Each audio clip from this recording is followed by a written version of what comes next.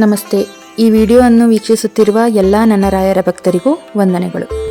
ಗುರುಬ್ರಹ್ಮ ಗುರುವಿಷ್ಣು ಗುರುದೇವೋ ಮಹೇಶ್ವರ ಗುರು ಸಾಕ್ಷಾತ್ ಪರಬ್ರಹ್ಮ ತಸ್ಮೈ ಶ್ರೀ ಗುರುವೇ ನಮಃ. ಪೂಜ್ಯಾಯ ರಾಘವೇಂದ್ರಾಯ ಸತ್ಯಧರ್ಮ ರಥಾಯ ಚ ಭಜತಾಂ ಕಲ್ಪವೃಕ್ಷಾಯ ನಮತಾಂ ಕಾಮಧೇನುವೆ. ಮೊದಲಿಗೆ ನನ್ನ ಗುರುರಾಯರಿಗೆ ವಂದಿಸುತ್ತಾ ಶ್ರೀಕೃಷ್ಣ ಅವಧೂತರು ರಚಿಸಿರುವ ಶ್ರೀ ರಾಘವೇಂದ್ರ ಅಕ್ಷರ ಮಾಲಿಕಾ ಸ್ತೋತ್ರದಲ್ಲಿ ಇವತ್ತು ನಾವು 11ನೇ ಸ್ತೋತ್ರದ ಅರ್ಥ ವಿವರಣೆಯನ್ನು ತಿಳಿದುಕೊಳ್ಳೋಣ.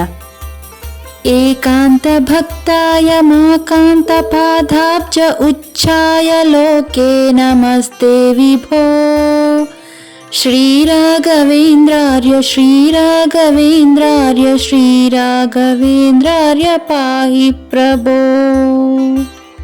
ಕೃಷ್ಣಾವಧೂತರು ಪರಿಪರಿಯಿಂದ ರಾಯರನ್ನು ಕೊಂಡಾಡುತ್ತಾ ಏಕಾಂತ ಭಕ್ತಾಯ ಮಾಕಾಂತ ಪಾದಾಬ್ಜ ಉಚ್ಚಾಯ ಲೋಕೆ ನಮಸ್ತೆ ವಿಭೋ. ವಿಶೇಷವಾಗಿ ರಾಯರನ್ನ ದೊಡ್ಡವರು ಅಂತ ಹೇಳಬೇಕಾದ್ರೆ ಪ್ರಧಾನವಾದ ಕಾರಣ ಯಾವುದು? ನರಸಿಂಹ ದೇವರ ಮುಂದೆ ಪ್ರಹ್ಲಾದ ರಾಜರಾಗಿದ್ದಾಗ ಪ್ರಾರ್ಥನೆಯನ್ನು ಮಾಡುವ ಸಂದರ್ಭದಲ್ಲಿ ಪ್ರಹ್ಲಾದ ರಾಜರು ಈ ಮಾತನ್ನು ಆಡುತ್ತಾರೆ. ಅವರೇ ಮುಂದೆ ರಾಯರಾದ್ದರಿಂದ ಅವರು ಹೇಳಿದ ಮಾತೆ, ನರಸಿಂಹ ನಿನ್ನ ಅನುಗ್ರಹಕ್ಕೆ ಪಾತ್ರನಾಗಲಿಕ್ಕೆ ಪ್ರಧಾನವಾಗಿ ಬೇಕಾದದ್ದು ಭಕ್ತಿ. ನಿನ್ನಲ್ಲಿ ಭಕ್ತಿಯನ್ನು ಮಾಡಬೇಕು, ನಿನ್ನಲ್ಲಿ ಪ್ರೀತಿಯನ್ನ ಮಾಡಬೇಕು, ಆಗ ನೀನು ಒಲಿತಿ ಅಂತ. ಹಾಗಾದ್ರೆ ದೇವರಿಗೆ ತುಂಬಾ ಪ್ರೀತ್ಯಾಸ್ಪದರಾದವರು ರಾಘವೇಂದ್ರ ಸ್ವಾಮಿಗಳು. ಅದಕ್ಕೆ ಮೂಲ ಕಾರಣವೇನು? ಕೃಷ್ಣಾವಧೂತರು ಸುಂದರವಾಗಿ ನಿರೂಪಣೆ ಮಾಡುತ್ತಾರೆ. ಏಕಾಂತ ಭಕ್ತಾಯ ಮಾಕಾಂತ ಪಾದಾಬ್ಜ. ಮಾಕಾಂತ, ಮಾ ಅಂದ್ರೆ ಮಹಾಲಕ್ಷ್ಮಿ ದೇವಿಗೆ ಮಾ ಅಂತ ಅರ್ಥ. ಅವಳಿಗೆ ಕಾಂತ ಅಂದ್ರೆ ಪತಿ ಅಂತ.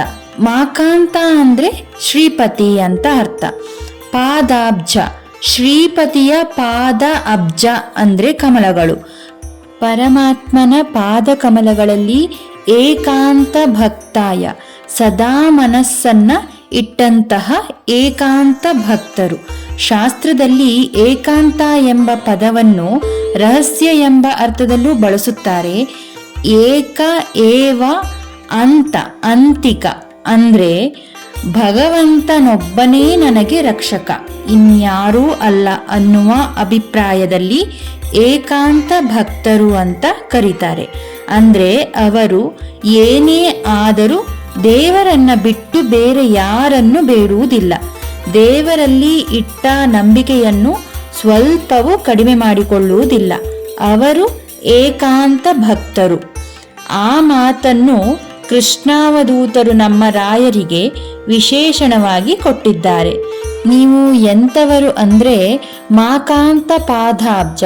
ಮಾ ಅಂದ್ರೆ ಮಹಾಲಕ್ಷ್ಮಿ ದೇವಿ, ಅವಳ ಕಾಂತ ಅಂದ್ರೆ ಗಂಡ ಅಂದ್ರೆ ಶ್ರೀಪತಿ. ಪರಮಾತ್ಮನ ಪಾದ ಕಮಲಗಳಲ್ಲಿ ಏಕಾಂತ ಭಕ್ತಾಯ ಸದಾ ಅಲ್ಲಿ ಮನಸ್ಸನ್ನು ಇಟ್ಟವರು.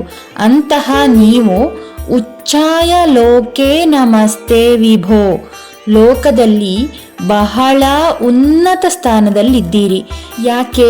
ಅತ್ಯುನ್ನತನಾದ ದೇವರನ್ನು ಬೇಡಿದ್ದರಿಂದ ಅವನು ನಿಮ್ಮನ್ನ ತುಂಬಾ ಮೇಲೆ ಇಟ್ಟಿದ್ದಾನೆ. ಅಂತಹ ರಾಯರೇ ನಿಮಗೆ ನಮಸ್ಕಾರ ಅಂತ ಸುಂದರವಾಗಿ ರಾಯರ ಬಗ್ಗೆ ವರ್ಣನೆ ಮಾಡಿದ್ದಾರೆ. ಶ್ರೀಕೃಷ್ಣಾರ್ಪಣ ಮಸ್ತು. ಖಂಡಿತ ರಾಯರಿದ್ದಾರೆ. 12ನೇ ಸ್ತೋತ್ರದೊಂದಿಗೆ ಮತ್ತೆ ಸಿಗುತ್ತೇನೆ. ಈ ವಿಡಿಯೋವನ್ನು ವೀಕ್ಷಿಸುತ್ತಿರುವ ನನ್ನ ನೆಚ್ಚಿನ ಎಲ್ಲಾ ವೀಕ್ಷಕರಿಗೂ ನಮಸ್ಕಾರ. ಎಲ್ಲರಿಗೂ ಒಳ್ಳೆಯದಾಗಲಿ, ಒಳ್ಳೆಯದೇ ಆಗುತ್ತೆ.